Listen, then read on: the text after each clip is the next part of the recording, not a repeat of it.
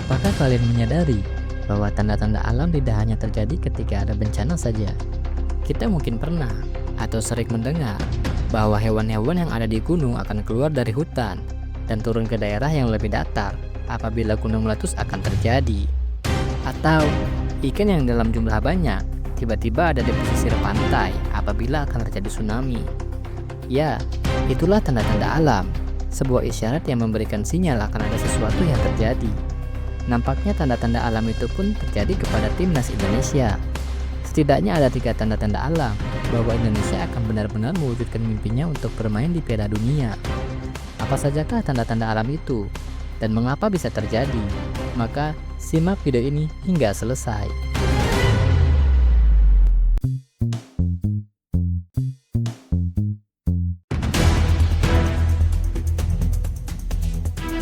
Apakah kalian benar-benar sadar bahwa selama proses naturalisasi nampaknya tidak pernah ada persoalan yang berarti?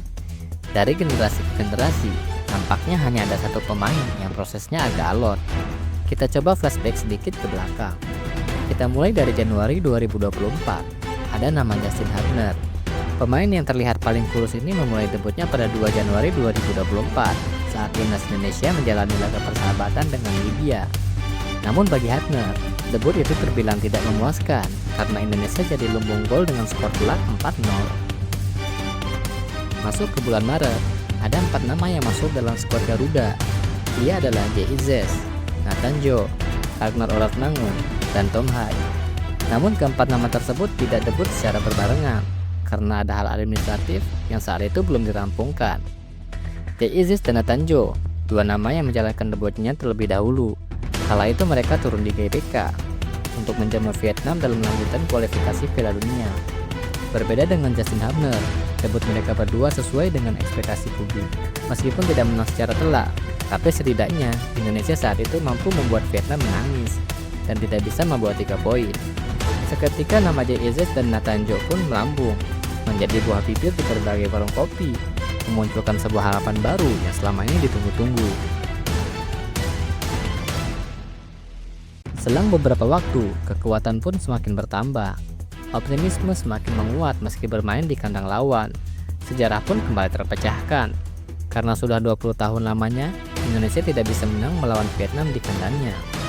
Tom Hai dan Ragnar Oratmangun menjadi bagian dari sejarah tersebut. Debutnya bersama timnas Indonesia benar-benar terasa spesial. Bahkan, Ragnar Oratmangun langsung menunjukkan kapasitasnya dengan menyumbang 1 gol.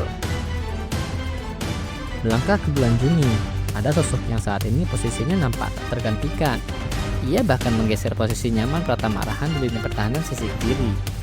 Pemain langganan Sintayong itu dengan mudah tergusur. Siapa lagi kalau bukan Kelvin Verdong. Catatan impresifnya pun ditorehkan oleh pemain keturunan berdarah Aceh ini. Statistik mencatat akurasi passingnya mencapai 80%. Sebuah angka yang cukup menarik untuk seorang Kelvin Verdong. Untuk melaju ke babak selanjutnya, kita pun sepakat bahwa kekuatan tim harus benar-benar kuat di seluruh lini, sehingga perlu juga untuk mendatangkan pemain keturunan untuk posisi kiper. Akhirnya di bulan Juni 2024, kita kedatangan kiper tangguh dengan nilai pasar 30 miliar. Seketika rekor pun pecah. Martin Paes menjadi kiper termahal sepanjang sejarah sepak bola Indonesia. Bahkan ia masuk dalam 5 kiper termahal di Asia. Untuk memasukkan nama Martin Paes dalam skuad Garuda terbilang cukup alot dibanding dengan pemain yang lainnya. Bahkan proses perpindahan federasinya pun sempat ditolak FIFA, sehingga ia harus merelakan debut perdananya pada saat melawan Filipina di GBK pada 11 Juni 2024. Padahal Martin Paes telah resmi menjadi WNI pada 30 April, tepat 2 bulan sebelum pertandingan itu berlangsung. Gelombang naturalisasi tidak berhenti di Martin Paes. Setelahnya muncul 3 nama yang semakin membuat pecinta sepak bola Indonesia bergetar. Bahkan, ada pemain yang nilai transfernya mencapai ratusan miliar. Ia rela melepas kewarganegaraan sebelumnya demi negara yang kata orang penuh dengan ketidakpastian. Ia adalah Mads Hilgers. Pemain berusia 23 tahun itu sebetulnya sangat potensial dipanggil timnas Belanda dan bisa dipastikan bisa bermain di Piala Dunia tanpa harus berproses lebih lama. Bermain untuk Indonesia tidak ada jaminan bahwa ia bisa tampil di Piala Dunia. 2 nama lagi tentu tidak kalah sohor dengan Mads Hilgers. Ia adalah Eleanor Renders dan Kevin Dix. Keduanya memiliki reputasi baik di klub yang bermain di Eropa. Kevin Dix bermain bersama Copenhagen, sebuah klub yang bermain di kasta tertinggi Liga Denmark. Sementara Eliano bermain untuk PSV yang bermain di divisi utama Liga Belanda. Proses naturalisasi seolah tak berhenti seiring pergantian tahun. Di awal tahun 2025 ini, amunisi pun kembali didatangkan. Ia bertugas untuk memecahkan kebuntuan di lini depan. Ia adalah Ole Romeni yang saat ini memperkuat Oxford United dan telah sah menjadi WNI. Yang terbaru dan masih hangat, ada 3 nama yang baru saja disahkan oleh DPR RI untuk menjadi warga negara Indonesia. Ia adalah Dan James, Dwi Palopesi, dan Emil Audero. Ketiganya akan disumpah di Kedutaan Besar Indonesia untuk Italia, tepatnya di kota Roma. Ketiganya amat sulit jika disumpah di Indonesia, mengingat jadwal bermain dan liga yang masih berjalan.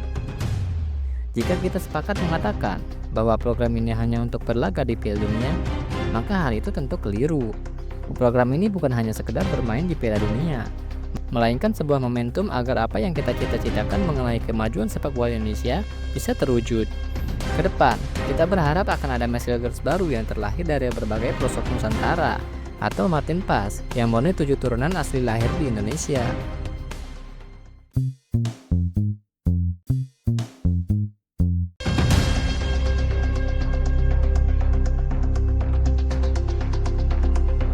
Nasib malang yang saat ini menimpa Australia seolah pertanda alam yang baik untuk Indonesia.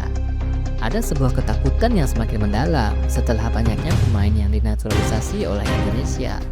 Dan semua seolah alam merestui perjalanan Indonesia menuju Piala Dunia.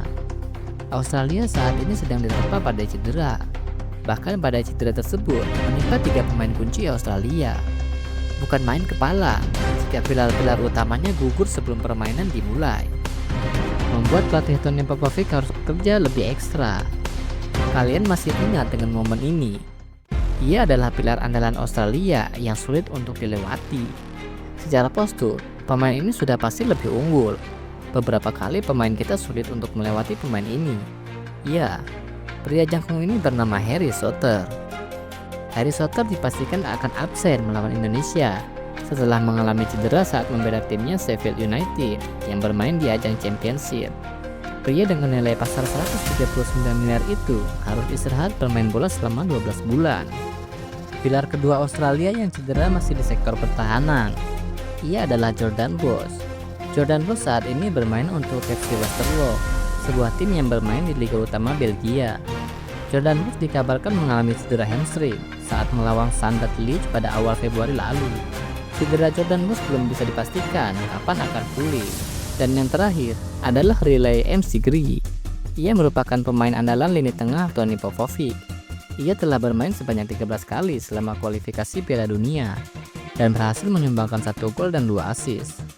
Gaya permainan Riley cukup berbahaya untuk lini pertahanan Indonesia, sehingga dengan cederanya Riley tentu membawa keuntungan tersendiri bagi timnas Indonesia.